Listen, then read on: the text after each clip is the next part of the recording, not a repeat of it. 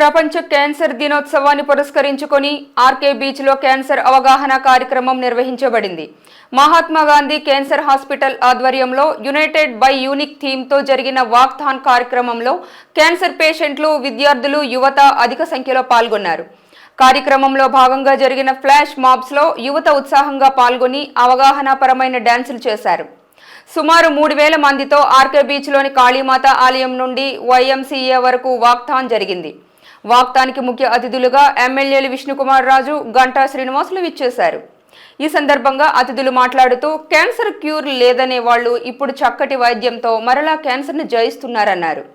Cancer పట్ల ముందు అవగాహన అవసరమని, మారుతున్న జీవనశైలి కారణంగా క్యాన్సర్ వస్తుందన్నారు. సంవత్సరంలో ఒక్కసారైనా హెల్త్ చెకప్ చేయించుకోవాలని పిలుపునిచ్చారు. కమ్యూనిటీస్ కి, ఎన్జిఓస్ కి, గవర్నమెంట్ కి కూడా కలగజేయాలనే ముఖ్య ఉద్దేశంతో 172 కంట్రీస్ లో ఈవెంట్ చేయడం జరుగుతూ ఉంటుంది. దీనిలో ముఖ్య ఉద్దేశం ఏంటంటే క్యాన్సర్ రాకుండా 30% నుండి 40% మనం కాపాడుకోవచ్చు. క్యాన్సర్ ని తొలి దశల్లో గుర్తిస్తే 30% మందిని క్యూర్ చేసుకోవచ్చు. ఈ విధంగా మన 100 మంది క్యాన్సర్ పేషెంట్స్ లో మనం 70-80% మందిని పూర్తిగా బాగు చేసుకునే అవకాశం ఉంది.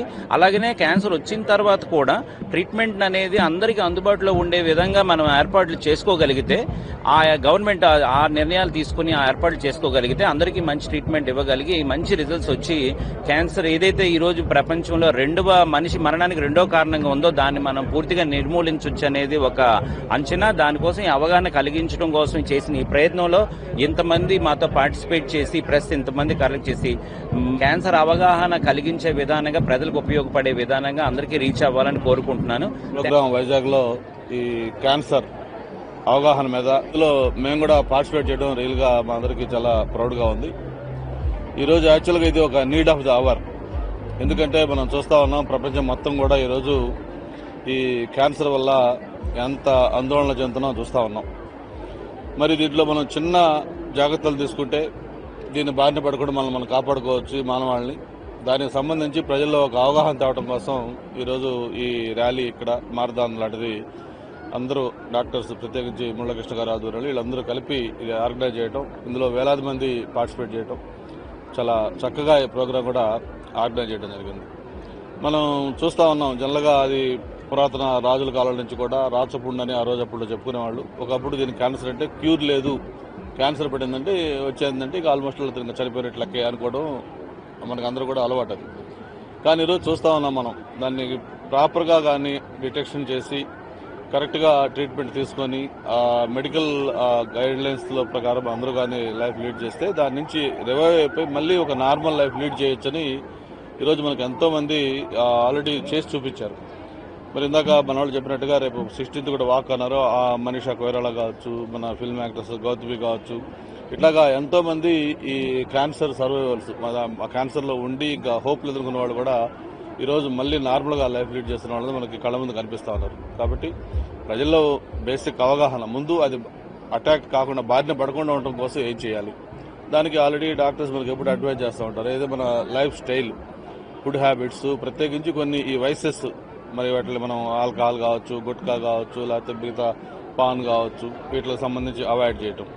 అలాగే మినిమం ఫుడ్లో తీసుకునే మనం ఏమేమి తీసుకోవాలి, ఏమేమి తీసుకోకూడదు, ఇవన్నీ కూడా ఎప్పటికప్పుడు డాక్టర్లు మనం చెప్తా ఉన్నారు. అవన్నీ ఫాలో కావటం.